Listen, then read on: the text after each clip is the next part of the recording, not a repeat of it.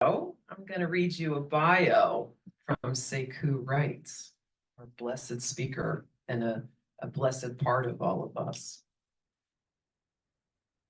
Sekou Writes has had more than his fair share of lives as a professional creative. Among other things, he has authored several books, ghostwritten a New York Times bestseller, been included in a wide variety of anthologies, written a few regular columns, authored an autobiographical stage play, and even directed a documentary short film. Probably what he's most known for is running his very first marathon just 4 months after his life-threatening stroke. Yes, really. He has a couple of fancy sounding degrees, like a BA from Morehouse and an MFA in creative writing fiction. He also hosts the podcast TV show, Get Rich 101. Welcome, Sekou. Now we can add speaker to his long list of attributes. Thank you, thank you, thank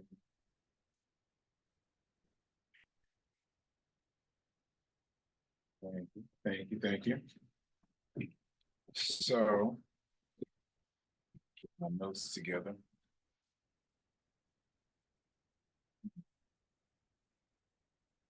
Good morning. Good morning. Good morning. Good morning. Good morning. So, I'm kind of glad that Rev Melissa is with us because I took a dramatic turn on what we talked about me speaking on today.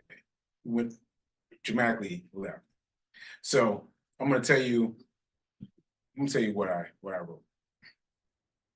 For those of you that haven't met me, on July 14th, 2022, my 409th consecutive day of running, I suffered a major hemorrhagic doctors said was fatal. They said it was fatal. While I was hospitalized, I suffered from no memory and not being able to speak. I dedicated myself to running my very first marathon despite my physical and cognitive painkillers. And now I've run 2 marathons, 2. So I had an idea. I just wanted to share with you. And I wanted to share something with you that might be difficult for you to accept because it's difficult for me to accept. Because you keep hearing facets about my life that I've forgotten because of my stroke, right? And anyway, so at our last in-person session, I told Rev Melissa, I remembered a song that I wrote in college, a song that I wrote in college. So the song was called Respect. And the fact that I remember creating a song, an album at all, was pretty crazy, especially that it popped up in my memory that Sunday. That was a couple of Sundays ago. So pause for a second. Reverend Mel mentioned in her recent sermon that the origin of respect is to pay attention. Pay attention. So Respect, that was the name of my song. Now, I'd written it for a very tough subject matter. At the time, I was a student at Morehouse College, which was all male and was right across the street from all female Spelman. Right? And while I was hanging out on campus, I found out that some of the men that I was taking classes with were secretly filming their sexual escapades and sharing them. This shocked me. This really shocked me. I couldn't believe it. So I wrote a song about it. Now, after talking to Rev Mel and remembering some of this, I went searching for the album. And you know what? I found it. Look at this. Look at this, right? Me with dreadlocks. Yeah, this is it. And I had to, finding was a tough one because Fee's packed in with my stuff. And so I was trying to find, every time she would leave the house, I would try to find it, but I found it. This is it. So I looked on the album, Sacred Rights EP, right? And the song was gone. The song was gone. The one I just talked about was gone. And I had to think very hard about why that song was missing. And it was a lot of questions, a lot of comments about that song. I remember Morehouse men were like, "Yo, man, what you doing?" Right? And then Spellman sisters were like, "Oh, thank you so much for writing that." And I remember there was all this energy around the song. And so I had to figure out why that song was deleted off the album. So I had to think very hard. And the answer was 3 little girls from my internship. 3 little girls. I couldn't explain how they couldn't sing, how they got sick, how they treated the studio like Walmart, but that's not really the point. Pause for a minute. Rev Melissa mentioned in her talk that the origin of respect means to look, to look, to look. So what is the point? Now, don't get me wrong, all the years that I used to tell the story, that was the point. That was the point. After these girls couldn't do it, couldn't sing. But now after 2 strokes with 0 benefits, it's definitely not the point. The point is it cost me $4,000 to create this album. $4,000 to create this. Now, who wants to guess where that money came from? Anybody? Anybody want to guess? You. Me? All Rich right. parents. Rich parents, all right. No, nobody else? All right. So that money, that $4,000 came to me from my grandmother in the form of stocks. In the form of stocks. In the form of stocks. A nice big stack of stocks. Instead of saving it, I cashed it in and immediately went and used that money for this album, right? And the thing about it was, I didn't think about it. I didn't think about the stocks until now. And this happened in college. This is a college CD. And if I'd saved what my grandmother gave me at the time, that stock would be worth $80,000 right now. $80,000, and that's only adding up what it would be.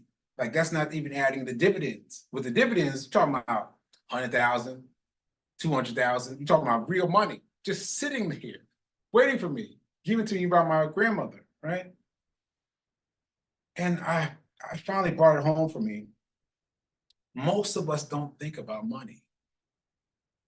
Most of us don't think about money. We don't think about money the way we should think about it. Now I know stocks. Now I know stocks. And now I know I would have saved them back then.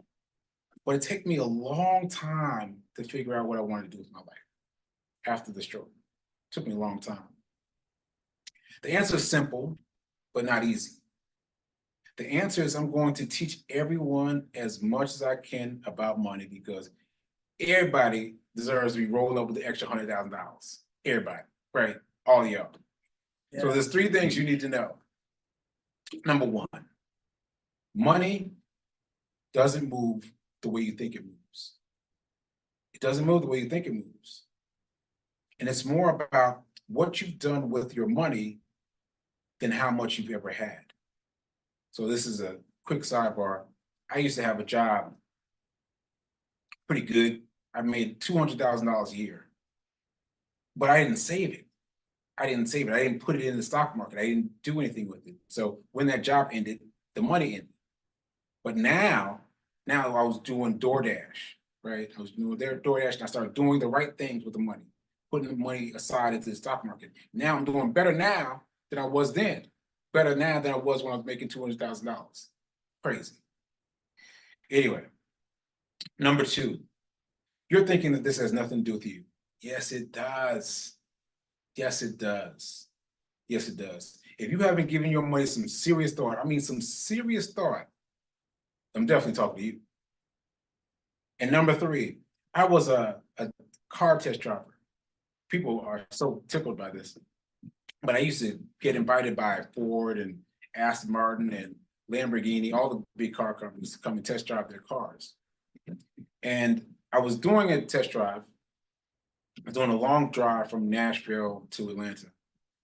And I was trying to change lanes, right? Trying to change lanes. You know how you put the signal on and turn the wheel at the same time? But the car wouldn't let me go. I was like, huh, that's interesting. It wouldn't let me go. So it was a high-tech, what's it called? Steering wheel mechanism? No. Yeah, steering wheel mechanism. And so it wouldn't let me slide.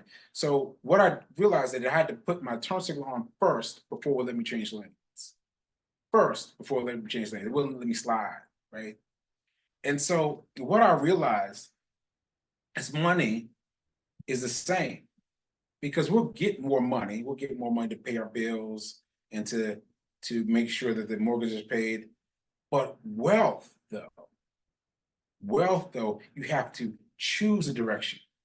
You have to move towards the wealth. You've got to turn your turn signal on. You've got to turn your turn signal on. So anyway, Rev Mel says, you're studying respect to pay attention and to look. To pay attention and to look. And you can't do either one without turning off the cruise control. So just call me what Rev Melissa calls me. I am your financial enthusiast. For people who think that there's nothing wrong financially. I'd like everyone to take a deep breath with me and repeat after me. I am so happy. I am so happy and grateful to be a multimillionaire be a multi-millionaire in every area of my life. in every area of my life. One more time. I am so happy I am so happy and grateful to be a multimillionaire to be a multi-millionaire in every area of my life. in every area of my life. Ashe. Ashe.